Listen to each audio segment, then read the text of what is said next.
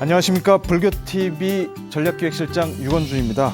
마음을 바꾸는 시간 고 인사이드 강연의 문을 열겠습니다. 코로나19는 우리의 일상을 많이 바꾸었습니다.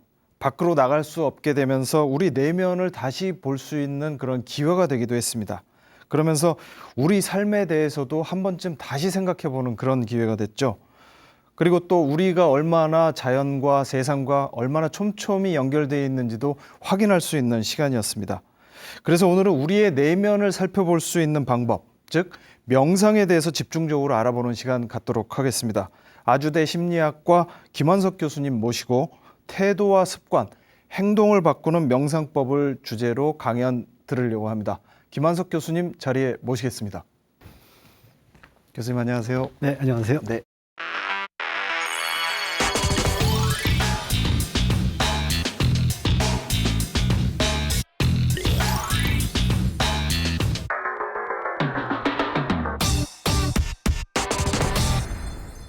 교수님께서 원래는 광고 심리학을 전공하셨다고 들었는데 네, 맞습니까? 그렇습니다. 예.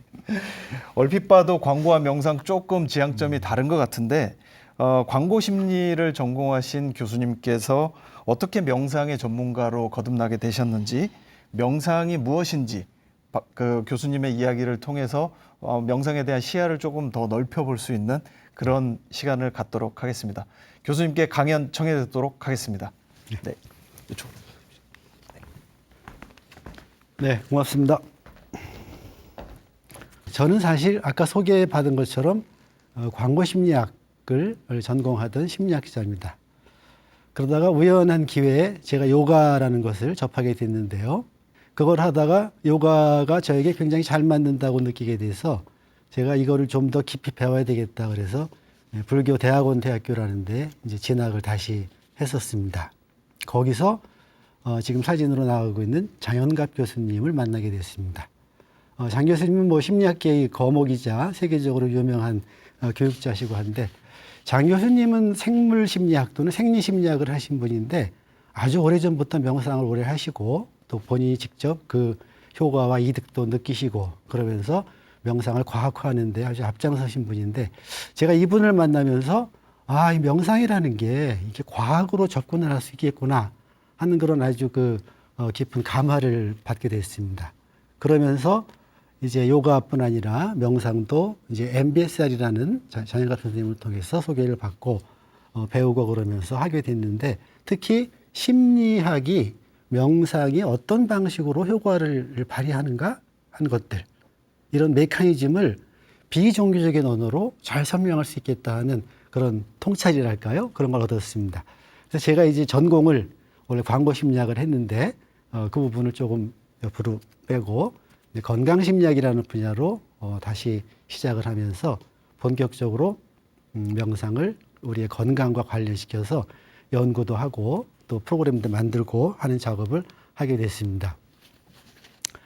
그렇게 한 15년쯤 해가지고 미흡합니다마는 제 나름대로 정리한 것을 과학명상이나 마인드 다이어트 같은 책으로 소개를 하기도 하고, 또 제가 읽어보고 괜찮다 하는 책들은 좀 번역도 하고 그랬습니다. 자, 이제 몇 가지 광고를 보실 텐데요. 이런 광고들은 꼭 다 그렇지는 않습니다만은 어떤 상품이나 상표나 이런 것들의 소위 이미지라고 부르죠. 그런 것들의 특정 측면들의 주의를 기울여서 그것을 보는 사람들, 시청자 또는 소비자로 하여금 그것을 실제 이상으로 조금 좋게 우리 머릿속에 집어넣으려는 그런 노력이다, 이렇게도 좀 볼 수 있을 것 같아요. 물론 광고가 무조건 나쁜 기능만 있는 것은 아닙니다만은. 근데 그렇게 하다 보니까 아무래도 광고가 상품이나 또는 상표나 이런 것들을 조금 과장하게 되는 그런 부분들은 어쩔 수 없이 있게 되는 것 같아요. 그런데 제가 광고 심리학을 하다가 명상 연구자로 바뀌면서 어느 순간에 탁 드는 생각이, 내가 이거 완전히 180도 다른 일을 하고 있구나 하는 생각이 들었습니다. 왜냐하면 광고는 실제 리얼리티와 그것을 받아들이는 사람들의 생각, 그러니까 지식이나 신념, 이것 사이에 괴리가 생길 가능성이 굉장히 크고, 어떤 면에서는 실제 이상으로 좋은 것으로, 실제 이상으로 유익한 것으로 생각하도록 만드는 작업이라고 가정을 하면, 그렇게 정리를 하면 명상은 딱 그 반대입니다. 명상은 우리가 가지고 있는 지식과 신념들이 리얼리티와 일치하지 않는다는 것을 알 수 있게 해주고, 이것을 리얼리티에 맞는 방식으로 지식이나 신념, 생각을 바로잡는 거다. 이렇게 얘기를 할 수가 있을 것 같습니다. 그러고 나니까 아주 우연한 일이었습니다만은 제가 평생 하는 일이 완전히 반대가 되는 일을 하는 것으로 바뀌어 버렸다. 이제 그런 생각이 들었습니다. 자, 그래서 이제 명상을 저도 실제로 해보고 또 연구도 해보고 그러면서 이제 많은 분들하고 제가 강연도 하고 책도 쓰고 그랬습니다만은 지금도 많은 분들이 이런 질문을 하세요.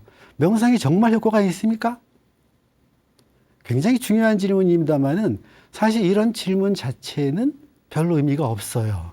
왜 의미가 없냐면은 명상을 무엇으로 보느냐, 또 효과가 있나 없나의 그 효과를 무엇으로 보느냐에 따라서 이 질문은 아주 모호하고 막연한 질문이 될 수 있습니다. 과학을 하는 사람들 입장에서는 의미가 없는 질문이 되어버렸습니다. 왜냐하면 있거든요. 효과가 있다는 연구는 벌써 명상을 과학적으로 연구하는 것이 역사가 1970년대 중반부터라고 보면은 50년이 넘은 역사를 가지고 있고, 지금 매해 2,000에서 3,000편에 이르는 과학적인 연구 논문들이 명상을 주제로 해서 세계적으로 발표가 되고 있습니다. 문제는 뭐냐? 어떤 명상법들을 어떤 사람들에게, 예를 들면 여성이냐, 남성이냐, 어른이냐, 아이냐, 청소년이냐, 노인이냐, 또 그 사람이 어떤 어려움을 겪고 있느냐, 여성들에게, 어떤 여성들, 우울증이 있는 여성들에게, 또는 분노 조절 장애가 있는 여성들에게, 또는 남성들에게, 또는 청소년에게 며칠을 또는 몇 주를, 또 그 중에 있는 어떤 자비 명상의 방법들을 어떤 순서로 했더니 그것이 효과가 있더라. 그게 또 몇 주 지난 다음에까지도 연결되더라. 그런 방식으로 질문을 하고 그런 방식에 대해서 데이터를 가지고 증거를 가지고 확인하는 작업이 바로 과학 명상이라고 부르는 분야의 연구들이다. 이렇게 볼 수가 있을 것 같습니다. 이런 연구에는 허버트 벤슨이라든가 존 카바친 같은 지금 다 살아계시는 분들인데, 이 두 분이 다 70년대부터 명상을 앞에 허버트 벤슨은 의료 분야에, 존 카바친은 의료 분야라기보다는 크게 보면 의료 분야긴 합니다만은 특정한 질병에 관계없이 만성 말기 질환자들을 대상으로 명상을 기반으로 하는 프로그램을 만들어서 그것을 진행을 했고, 그 효과를 과학적으로 측정을 해서 명상 기반 프로그램들이 효과가 있구나 하는 것을 알린 첫 번째 분들이다. 이렇게 얘기를 할 수 있습니다. 허버트 벤슨은 릴렉세이션 리스판스라는 특별한 종류의 명상을 했을 때 나타나는 생리 반응들을 릴렉세이션 리스판스라는 것으로 정의를 하고, 그리고 이 릴렉세이션 리스판스가 우리 몸이 가지고 있는 자연 치유력을 강화함으로써 치료에 이르게 한다. 만성 질환을. 이제 그런 이론을 제시하고 그런 연구 데이터들을 만들고 또 그런 프로그램을 만들어서 본격적으로 의료 분야의 소위 의료 명상이라고 부르는데 접목하신 분이다. 이렇게 볼 수 있고, 존 카바친이라는 분은, 이분은 의사는 아니신데 이분은 이제 의과대학 병원의 연구원으로 계셨던 걸로 알고 있어요. 원래 분자생물학을 하신 박사신데, 이분은 그 병원에서 이제 기존의 치료법으로는 더 이상 별로 할 것이 없다고 이렇게 판단한 그런 말기 만성질환자들, 그분들을 위해서 당신이 20대부터 배웠던 이 요가와 명상, 이것을 결합해서 세계적으로 유명하게 된 MBSR이라는 프로그램을 만들어서 78년도부터 시작을 해서 했던 분입니다. 그런데 이 MBSR은 마인드풀니스 기반의 스트레스 리덕션이라는 약자인데요. 이 마인드풀니스라는 것이 서양 사람들에게는 지금 이제 명상과 같은 용어로 쓰일 정도로 널리 쓰이게 되는데, 이분이 이거를 잘 정의를 하고 이거를 연구들을 과학자들하고 함께 하면서 발표하고 그러면서 금방 심리학자들의 관심을 끄게 됐어요. 왜냐하면은 마음챙김이라는 것 자체가 일종의 심리훈련 또는 정신훈련이라고 볼 수가 있거든요. 그래서 심리학자들이 엄청나게 많이 달려들어서 이 마음챙김이라는 개념을 기반으로 해서 파생 개념들을 만들어내고 치료법들을 만들어내고 그러면서 전체적으로 정리해 보면은 허버트 벤슨이 릴렉세이션 리스판스는 주로 신체적으로 질환이 있는 만성 질환자용 치료 프로그램에 아주 기반이 됐고 존 카바진이 개발한 MBSR 프로그램은 그쪽도 쓰지만 이후에 심리적으로 문제가 있는 분들을 위한 심리치료 프로그램의 기반을 제공하는 이제 그런 그 지대한 그 공헌을 했다, 역할을 했다 이렇게 볼 수가 있는 분들입니다.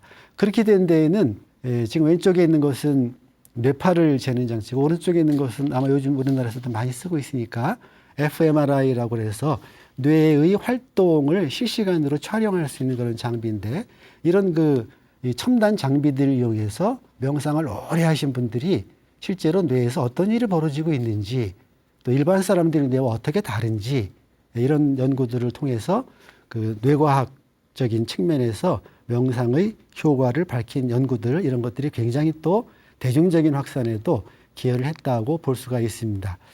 그래서 실제로 이 뇌과학과 뇌과학의 명상 연구의 결과는 크게 보면은 뇌의 기능과 구조를 명상을 통해서 바꿀 수 있다. 이제 이렇게 얘기를 할 수 있는데요. 그런데 문제가 되는 것은 가만히 생각해 보시면은 명상은 순전히 정신적인 훈련, 정신적인 활동을 의식적으로 하는 겁니다. 의도적으로 하는 거예요. 그런데 이런 정신적인 활동이 뇌라고 하는 하드웨어를 바꿀 수 있다 하는 이야기거든요. 이거 대단히 엄청난 의미를 갖는 이야기입니다. 왜냐하면 그 명상이라는 정신활동을 이런저런 형식으로 그것이 집중 명상이 됐든 뭐 요즘 유행하는 마음챙김 명상이 됐든 자비 명상이 됐든 뭐 수식관을 하든 바디 스캔을 하든 이런 것들은 전부 정신활동입니다. 소프트웨어를 돌리는 거나 마찬가지예요. 그 소프트웨어를 돌리는 것이 물질적 토대인 뇌라는 하드웨어의 변화를 일으킨다는 것은 상상할 수가 없는 거죠. 어떤 측면에서 상상을 못하느냐. 뇌를 그냥 단순히 기계로 보는 기계론적인 관점에서는 설명할 수가 없는 현상입니다. 이렇게 된 데에는 사실 인간이 몸과 마음을 보는 방식의 아주 근본적인 파라다임이 변화가 있습니다. 실제로 인간의 뇌는 단순히 기계라고 봐서는 안 되는 것이죠. 일종의 유기체, 고정된 부품들이 집합이 아니고 그 자체가 스스로 변화해 나갈 수 있는 그런 그 유기체적인 그런 관점으로 봐야 된다는 그런 관점이 타당하다는 것을 보여주는 연구 결과이기도 합니다. 다만 아직 확실히 과학적으로 그렇다고 얘기하기가 어려운 부분은 과연 이것이 치료라고 부를 수 있는 효과까지 가느냐 하는 것들은 논란의 소지가 있습니다. 그렇지만 명백한 것은 뭐냐? 만성질환이나 정신질환을 겪고 있는 사람들이 공통적으로 감당해야 되는 부분이 뭐냐면은 삶의 괴로움입니다. 불편해요. 심리적으로 굉장히 힘들어집니다. 그래서 삶의 질이 굉장히 나빠져요.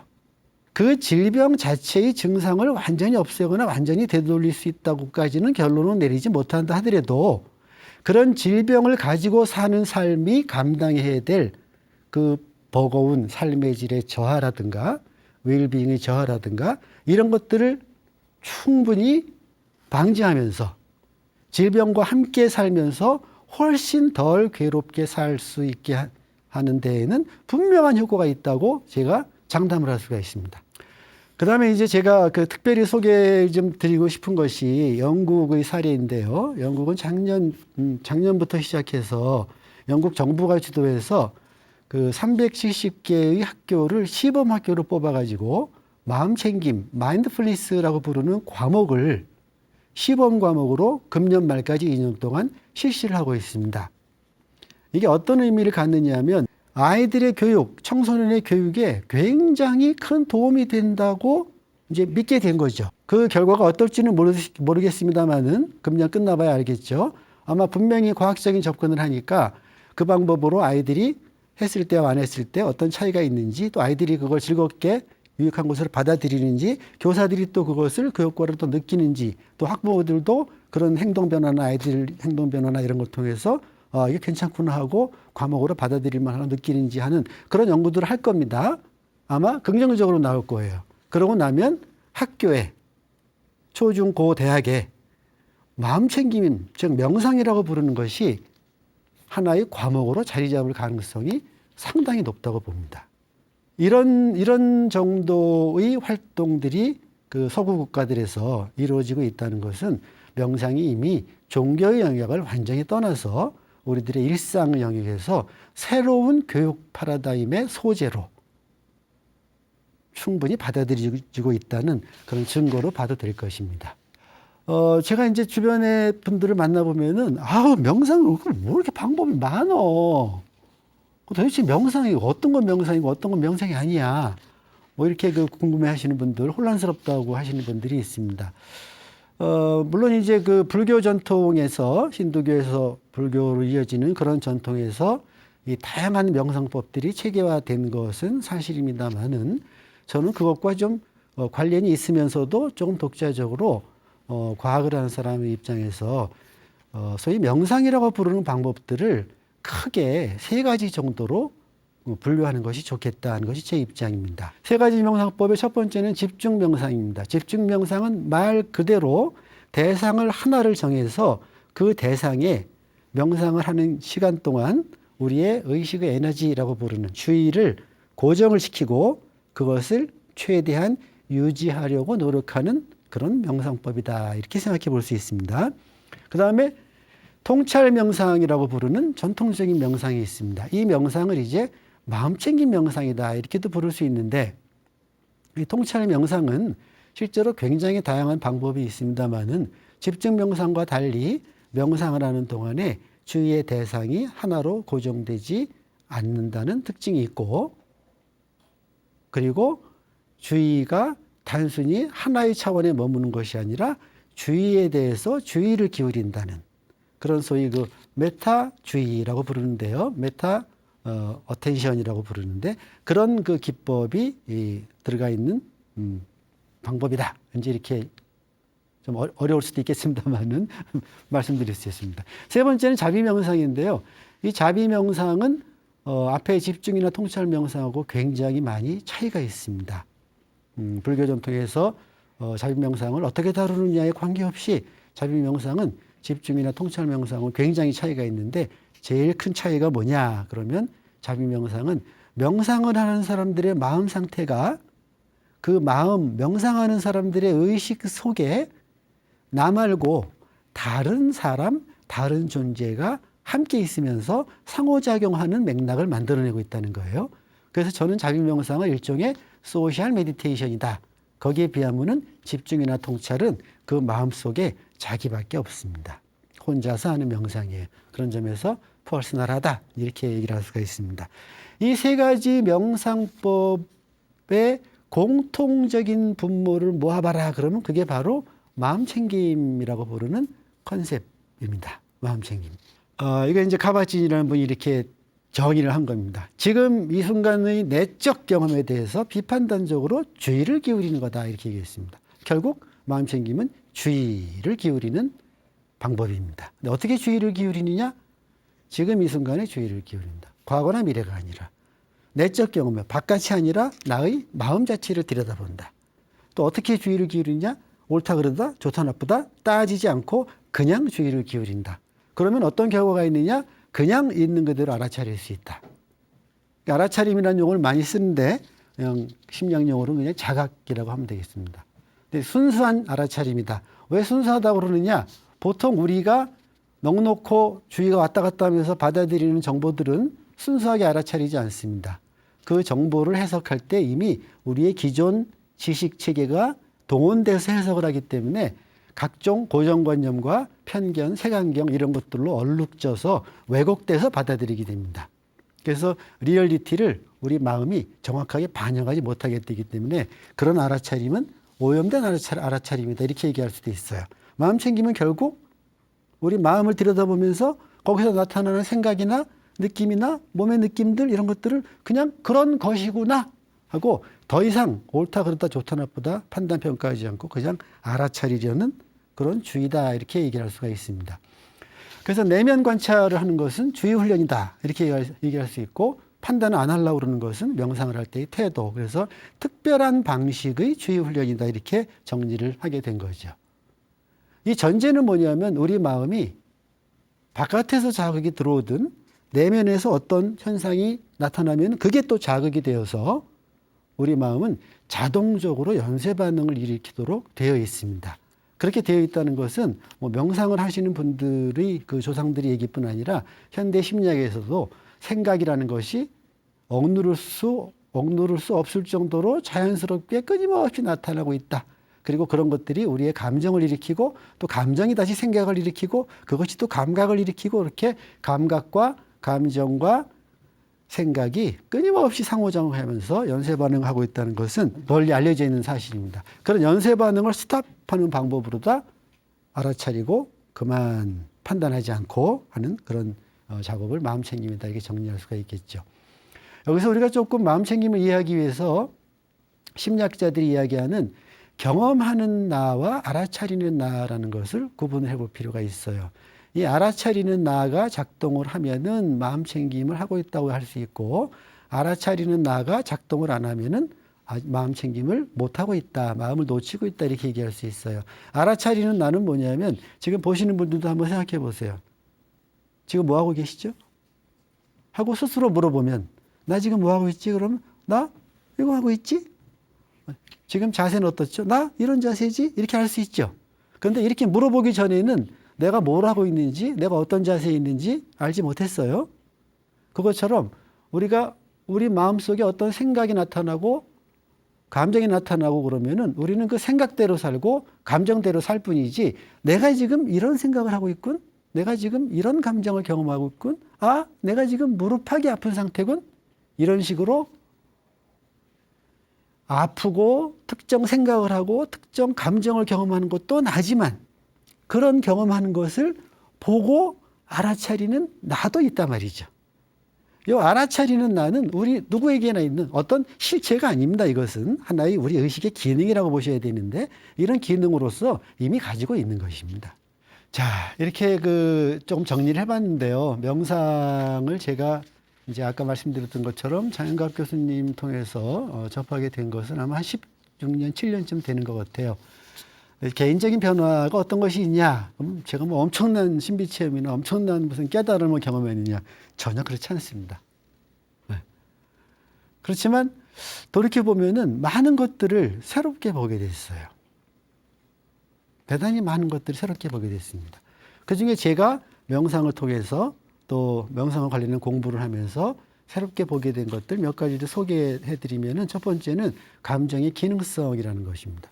보통 우리는 좋은 느낌은 좋아하고 싫은 느낌은 싫어합니다. 그래서 좋은 느낌은 경험하고 싶고 싫은 느낌은 경험을 안 하고 싶어요. 빨리 줄이고 싶어요.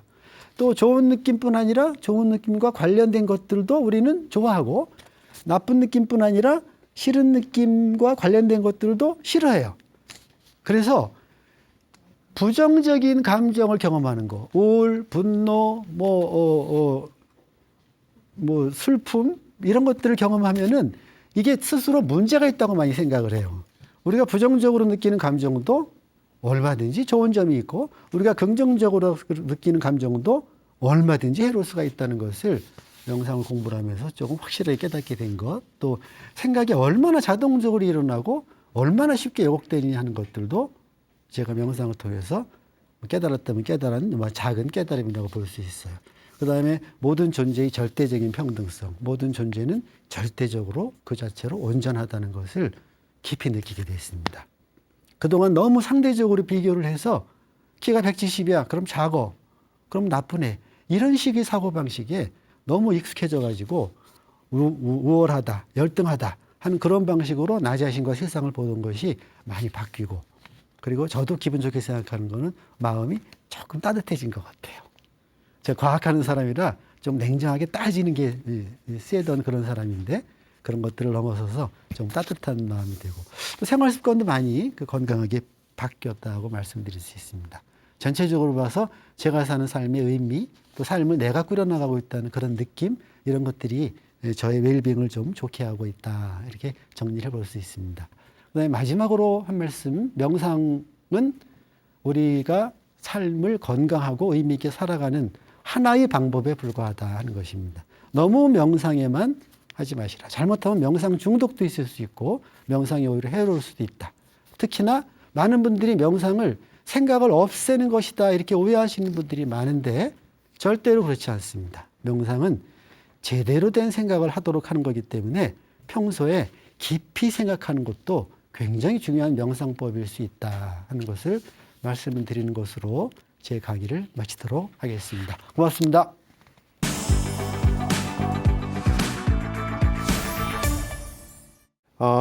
과학적인 방식으로 명상에 대해서 살펴보는 시간이 됐고요. 마지막 그 교수님 말씀이 굉장히 인상적이었습니다. 그 생각을 없애는 것이 아니라 바른 생각을 잘 중심을 잡는 것이다 이런 말씀이었습니다. 지금부터는 온라인으로 함께하고 계신 분들께 질문을 받는 시간입니다. 김재규 선생님 나와 계신가요? 혹시 이 명상 심리 치료가 굉장히 지금 이제 대중화가 되어 가는 과정으로 보이는데 혹시 이게 세분화된 어떤 치료법이 있는지 그런 치료법이 있다면은 간략하게 어떤 치료법으로 접근하는 게 좋은가 하는 것을 묻고 싶습니다. 네. 그 명상은 이제 심리치료법으로는 완전히 자리를 잡았습니다. 그래서 이제 지금 질문하신 것처럼 이제 예를 좀 들어드릴 수가 있는데 그 우울증의 치료를 위해서 개발된 프로그램 같은 것들이 있습니다. 대표적인 게 이제 MBCT라고 되어 있는데요. 그 마음챙김 기반의 인지치료다 이렇게 부릅니다. 그러니까 그 치료법은 명상만 가지고 하는 건 아니고 기존의 이제 심리학에서 우울증을 치료할 수 있는 그런 방법 중에 하나로 인지치료라는 게 있었는데 거기에다가 이 명상을 이렇게 한 거죠. 그다음에 이제 그렇게 흔치는 않습니다만은 경계선 성격 장애라는 아주 어려운 심리적인 장애가 있습니다. 그런 것들을 그 명상 기반으로 하기 위한 DBT라고 부르는 그런 프로그램들도 있고 최근에 이제 계속해서 특히나 이제 이 자비 명상을 기반으로 하는 그런 프로그램들이 굉장히 많이 개발이 되고 있습니다. 실제로 많이 쓰이고 있고요. 그 자세한 내용은 또 한번 그 인터넷에서 좀 찾아보시기 바라겠고요. 또 다른 분 질문을 한번 받아보도록 하겠습니다. 안현민 씨 나와 계신가요? 질문 드리고 싶은 거는 제가 명상에 대해서 강의를 몇 개 듣다 보면은 강사님들이나 아니면 스님들이 말씀해 주시는 게 가끔 다를 때가 있더라고요. 그래서 교수님은 어떻게 명상을 정의하시나 그게 궁금해서 명상이라는 게 진짜 뭔가 교수님의 정의를 듣고 싶습니다. 그 생기기는 그렇게 안 생기셨는데 질문은 아주 어려운 질문을 하시네요. 답을 제가 못합니다. 명상은 정의할 수가 없어요. 왜냐하면은 명상이라는 말 자체가 아주 옛날부터 있던 말이 아니에요. 이게 그 어떤 그 문화나 그 종교 전통에 따라서 이름들이 달랐거든요. 그런데 이거를 그 일본 사람들이 영어의 메디테이션이라는 단어를 명상이라는 일본식 한자어로 번역해서 들어온 말이에요. 그렇기 때문에 명상이 뭐냐 그러면은 그 말이 지칭하는 것 자체가 굉장히 다양해서 그래서 아마 이렇게 생각하시면 좋을 것 같아요. 제가 아까 과학 말씀드렸잖아요. 이 과학에서는 명상이라는 것을 의도적으로 주의를 조절하는 훈련 이렇게 본단 말이에요. 훨씬 명료하죠. 그리고 지금 이 순간이 내적 경험이다 이렇게 생각하면은 모든 종류의 기도는 명상일 수 있습니다.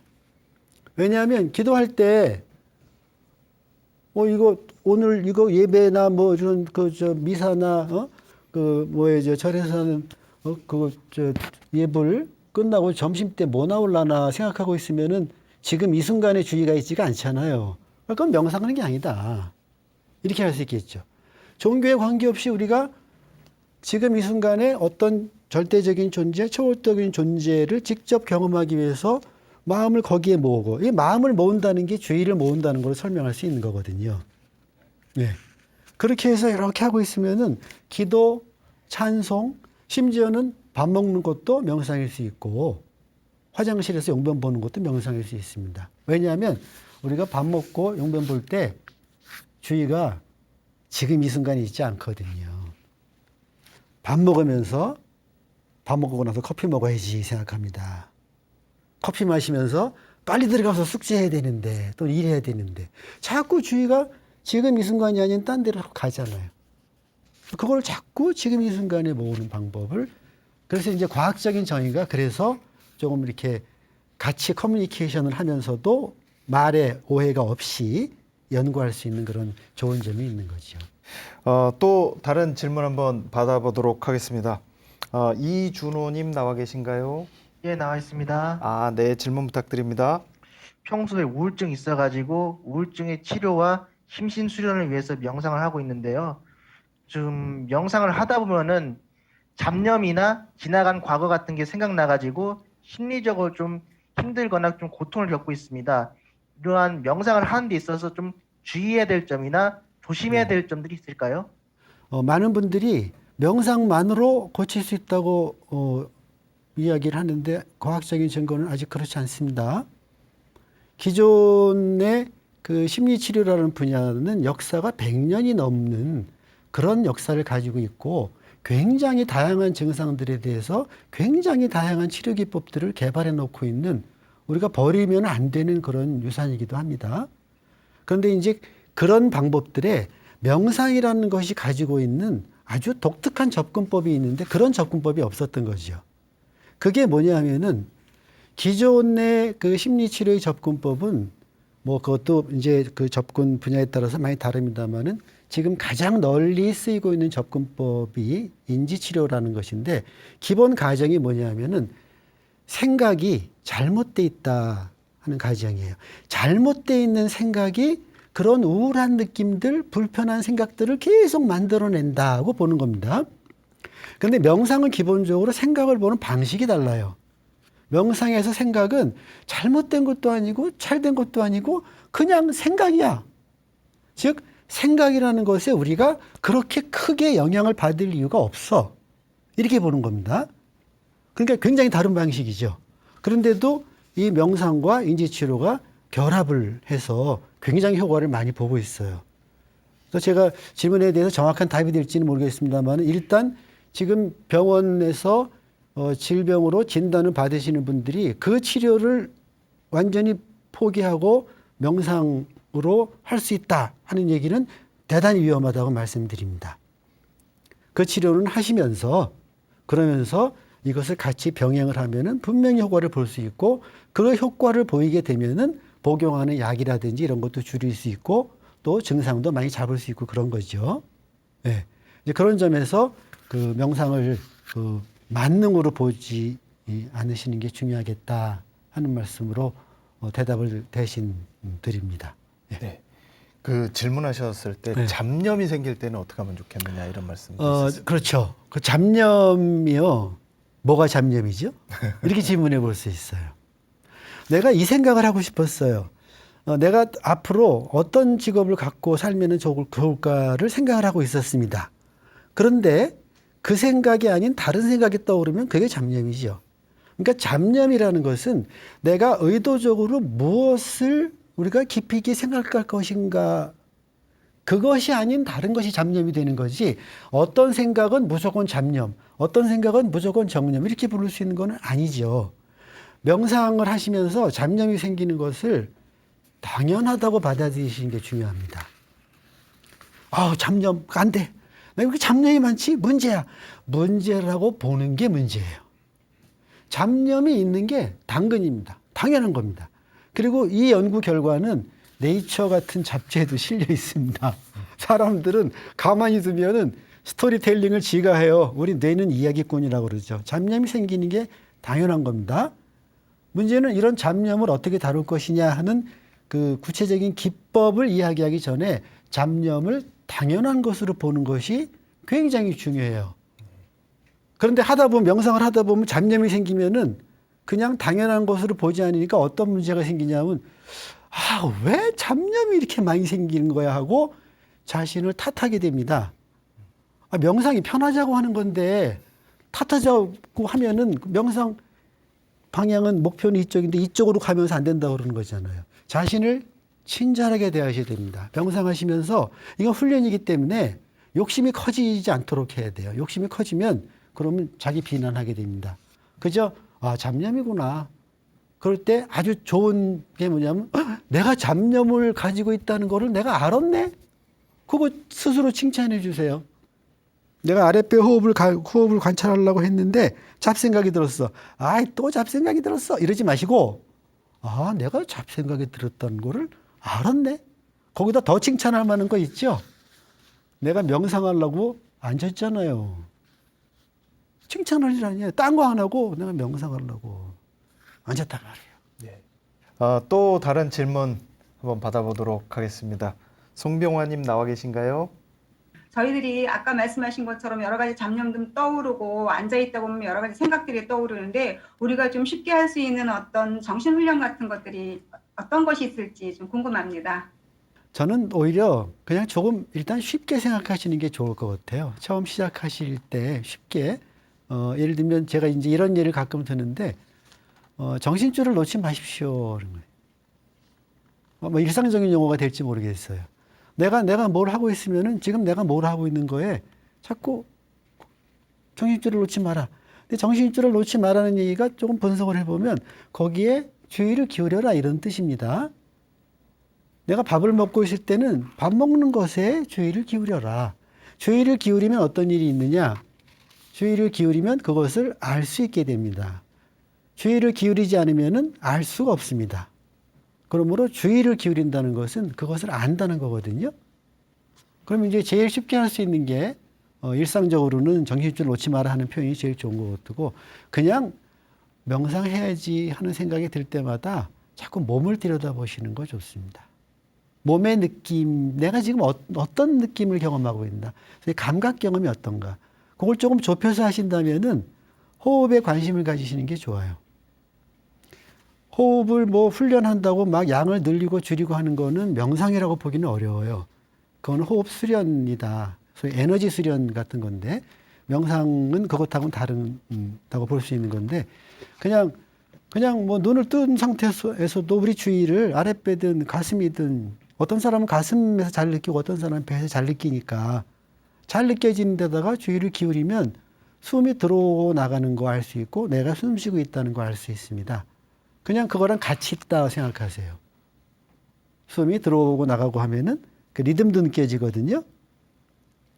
그렇죠? 그 호흡의 리듬이라고 그러는데 그 리듬을 타고서 내가 같이 있다 생각하시면은 아마 제일 손쉽게 할 수 있는 그런 수련법이 아닐까 하는 생각을 합니다. 예, 좀 답변이 되셨으면 좋겠습니다. 제가 조금 인터넷에서 좀 질문을 좀 모아봤는데요. 요즘 명상이 굉장히 대중화됐지 않았습니까? 네. 미국 같은 경우는 한 10여 년 전에 요가 붐이 불면서 네. 한 건물당 요가 센터가 하나씩 있다 이런 얘기가 있을 정도였는데 요즘은 명상이 그런 것 같습니다. 폭발적으로 대중들이 받아들이고 또 학문적으로 연구한 그런 서구에서도 이미 10여 년 전부터 이제 소위 맥도날드 이런 거에 이제 비유해서 마인드풀니스 이런 식으로 명상의 상업화를 이제 경계를 해왔습니다. 그런데 그 문제는 명상뿐이 아니라 어떤 흐름이든 어떤 수련이든 다 상업화라는 것 자체가 갖고 있는 그 부작용들이 크기 때문에 조심해야 될 문제라고 생각을 하는데요. 어려운 문제긴 합니다만 명상을 하시면서 자칫 명상이 좀 이렇게 지향하고 극복하고자 하는 것이 있습니다. 그게 뭐냐면은 우리에게 기본적으로 장착되어 있는 좋은 걸 좋아하고 싫은 걸 싫어하는 경향성이에요. 이거는 생물로서 기본적으로 장착을 하고 있는 겁니다. 그래서 이게 무조건 나쁜 건 아니에요. 근데 이것 때문에 우리가 겪지 않아도 될 괴로움을 굉장히 많이 겪습니다. 좋은 걸 너무 좋아하고 싫은 걸 너무 싫어하는 것 때문에 겪어야 되는 대가가 크단 말이에요. 그래서 그거를 좀 극복하고 좋은 것 싫은 것 관계없이 그냥 원래 좋고 원래 싫은 게 없으니까 우리가 그거를 너무 거기에 휘둘리지 말자. 많은 그런 휘둘리지 않는 능력을 키우는 소위 자기조절 능력을 키우는 것이 명상의 또 중요한 목표 중에 하나일 수 있는데 자칫 명상을 하면서 요걸 하면은 요렇게 되겠지. 요걸 하면은 요게 좋아지겠지.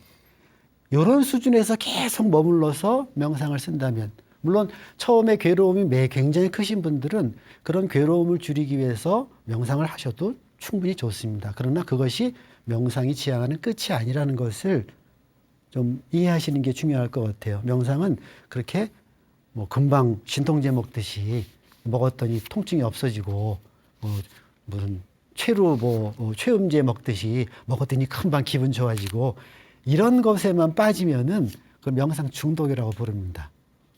망할 수 있습니다. 극단적으로 얘기하면. 그러니까 중독에도 빠지지 말고 예. 또 지나친 어떤 뭐 혐오나 이런 무관심에서도 조금 네. 나아서 중간적인 어떤 중도적인 입장을 지키면서 네. 명상을 해봤으면 좋겠다 이런 말씀이셨고요. 이렇게 뭐 시간이 조금 이제 지나가서 이제 마지막 질의응답까지 마쳤습니다. 온라인으로 이렇게 줌으로 직접 만나서 네. 그 질의응답 나눠보신 소감이 어떠신지 한 말씀 부탁드리겠습니다. 사실은 저는 이제 벌써 다들 온 국민이 다 코로나 때문에 어려워하시고 그러잖아요. 저는 대학에 이제 있으면서 벌써 1년 반째 이 줌으로 강의를 하고 있습니다.